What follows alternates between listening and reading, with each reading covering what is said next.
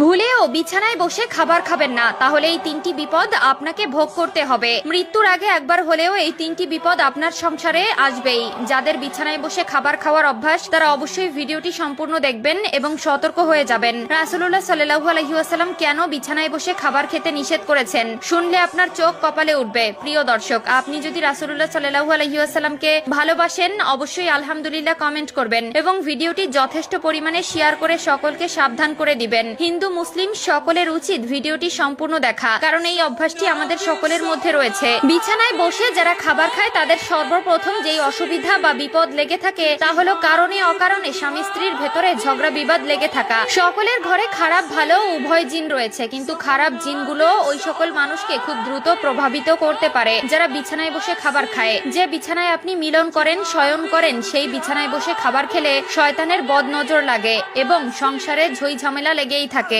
2 নম্বরে, যারা বিছানায় বসে খাবার খায় তাদের ঘরে সব সময় কেউ না কেউ অসুস্থ হয়ে থাকে।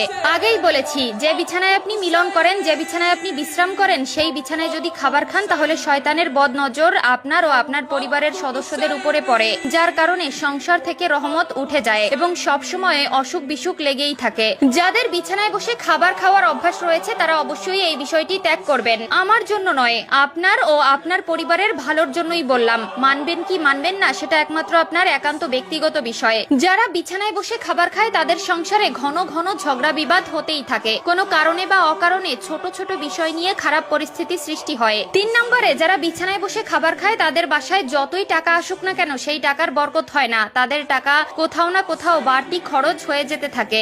এক কথায় এই ধরনের ব্যক্তিদের উপর থেকে আল্লাহর রহমত উঠে যায় এবং আল্লাহর দেওয়া রহমতে বরকত তাদের উপর থেকে উঠিয়ে নেওয়া হয়। পবিত্রতা ইমানের অঙ্গ এবং যে খাবার আপনার জীবন বাঁচায় সেই খাবার অবশ্যই আপনার পবিত্র স্থানে বসে খাওয়া উচিত। খাওয়ার জন্য আলাদা ঘর বানানো উচিত বা রুম বাছাই করা উচিত। বিশেষ করে অবশ্যই ডাইনিং এ বসে বা ফ্লোরে বসে খাবার খাবেন, কিন্তু বিছানায় বসে কখনোই খাবার খাবেন না। যারা বিছানায় বসে খাবার খায় তাদের সংসারে এই 3টি বিপদ লেগেই থাকে। যদি বিশ্বাস না হয় তাহলে অবশ্যই মিলিয়ে দেখবেন। বিছানায় বসে খাবার খেলে এই 3টি বিপদ আপনার সংসারে আসবেই এবং কারো কারো সংসারে হয়তো এই 3টি আলামত চলমান। আমরা অনেকেই আছি অভ্যাসগত কারণে ঘুমানোর বিছানায় খাবার খাই, এটা একদম করা উচিত নয় এবং যদি আপনার ভেতরে এই ধরনের সমস্যা বা অভ্যাস থেকে থাকে অবশ্যই তা পরিহার করবেন। আল্লাহ তাআলা আমাদের সকলকে সঠিক বুঝ দান করুন, আমিন।